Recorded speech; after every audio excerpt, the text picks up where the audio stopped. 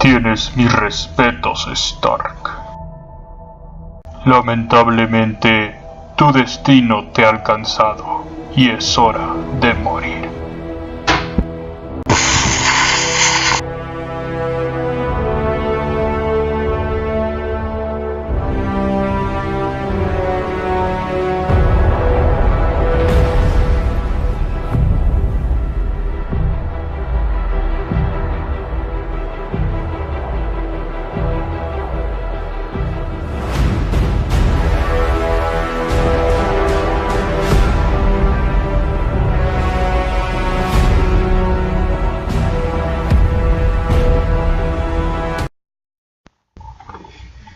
Muy bien, pues después de ver estas dramáticas escenas, veamos qué es lo que sucede con el problema que nos han planteado ahí acerca de si será la fricción suficiente para frenar el deslizamiento de Iron Man después de este puñetazo.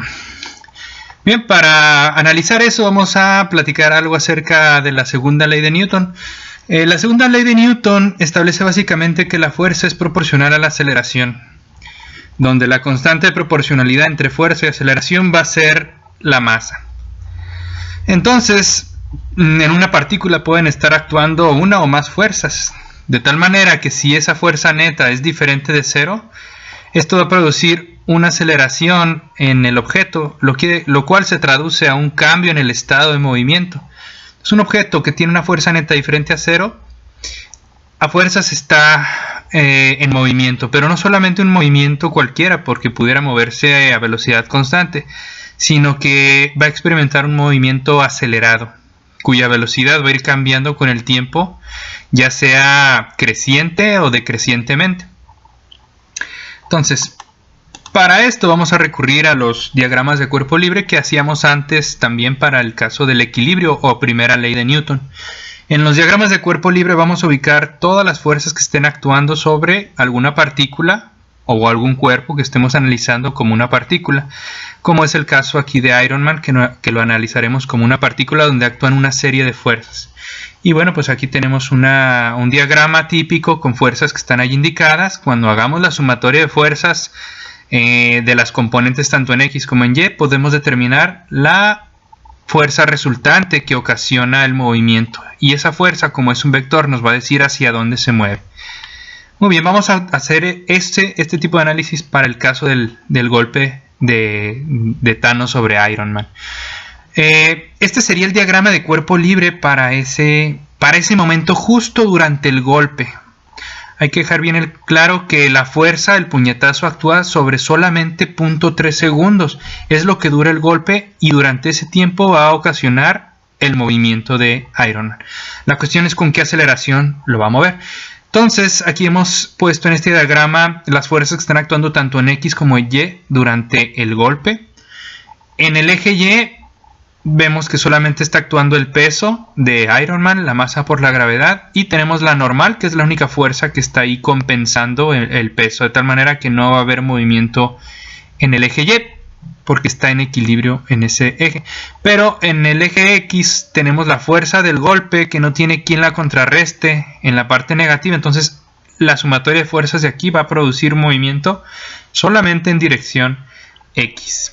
La fuerza es de 3000 newtons y la masa de Iron Man es de 180 kilogramos, ya con toda la armadura. Entonces vamos a analizar eso más de cerca con las ecuaciones. En la sumatoria de fuerzas, pues yo tendría la fuerza neta que me va a ocasionar una aceleración. Todas las fuerzas ya las he enumerado aquí vectorialmente. Está la fuerza del golpe, está el peso, W, y está la normal, N. Para poder realizar el análisis yo descompongo en X y en Y. La sumatoria de fuerzas en X tiene que ser la masa por una aceleración que tiene componente en X. Y la sumatoria de fuerzas en Y va a ser la masa por una aceleración que tiene componentes en Y. Y anoto todas las fuerzas que estén ahí actuando.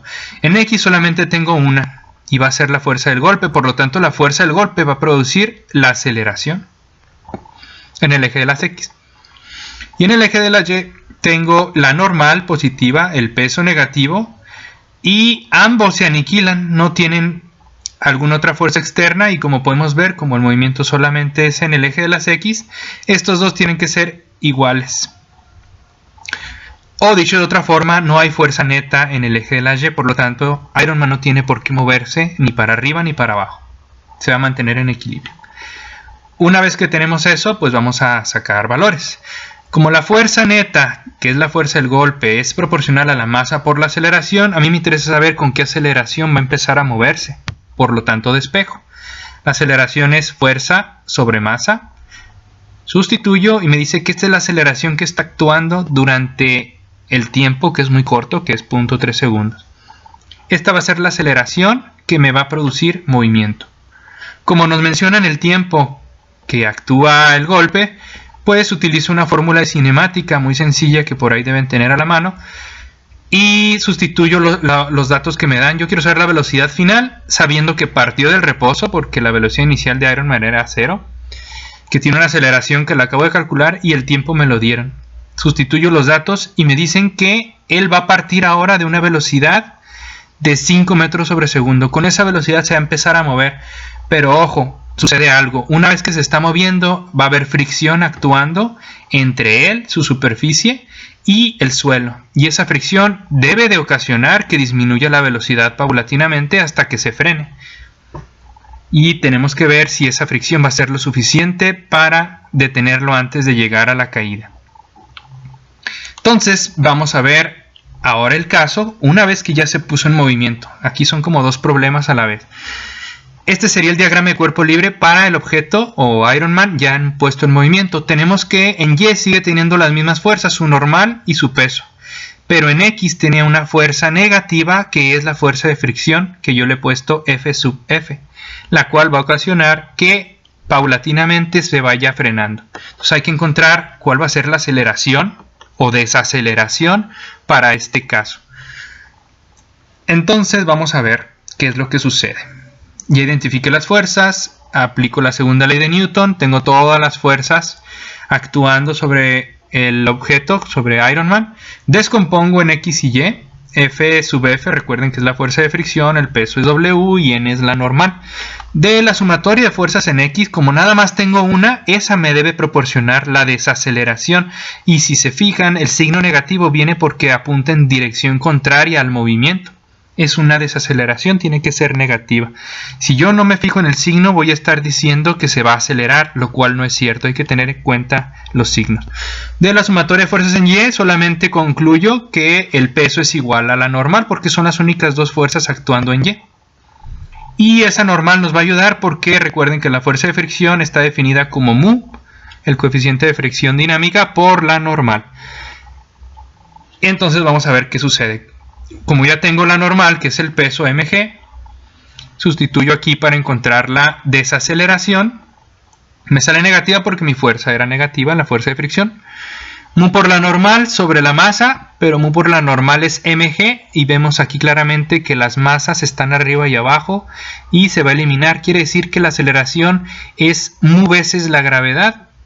Un factor ahí que solamente va a depender del coeficiente de fricción mu. Va a seguir siendo negativa. Multiplico el coeficiente que era 0.3 por 9.81 negativo y me da una desaceleración de 2.94 o una aceleración negativa de 2.94 metros sobre segundo cuadrado. Quiere decir que esto va a ocasionar que se frene en efecto. La cuestión es ver si lo va a lograr hacer en los 6 metros que nos dice el problema. Entonces, como hay 6 metros antes del precipicio, yo tengo que ver cuál es la distancia a la que se va a frenar. Si esa distancia es más chica que 6 metros, se salva. Si es más grande, se cae.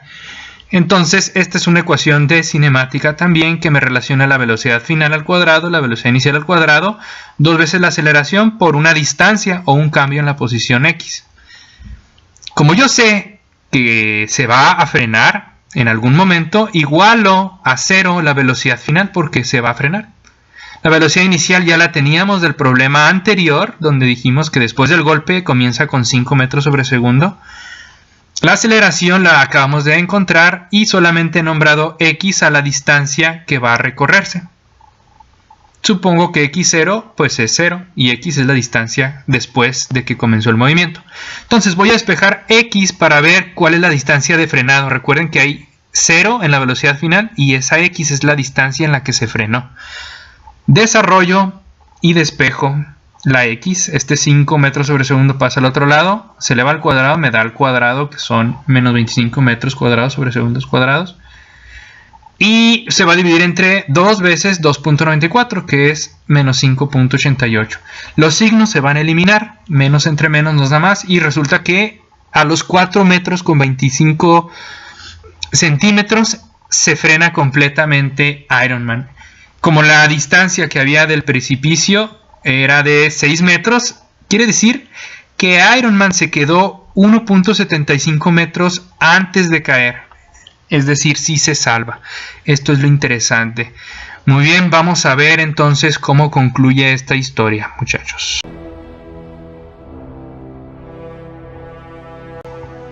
Espera, Thanos. No lo mates. Te daré lo que quieres. Vaya, vaya, vaya. Así que finalmente sucumbiste ante mis designios, hechicero. Has peleado ferozmente, Thanos. Y es claro que no tenemos ni teníamos oportunidad contra ti. Y eso que nunca utilizaste tu mejor arma, mago. Lamentablemente no puedes detener el tiempo ni retrocederlo. Ahora entrégame la gema. Con esto casi termina mi cruzada. Coméntale a Stark que si muere, todos en la Tierra lo recordarán. Strange sabía que la única manera de detenerlo era permitiendo que se llevaran la gema del tiempo. Sabía que Stark era la clave para derrotarlo, aunque esto significara pagar un alto precio. Si te gustó el video, apóyame con un like y compártelo. Puede ser que tus amigos lo necesiten y les pueda servir de ayuda.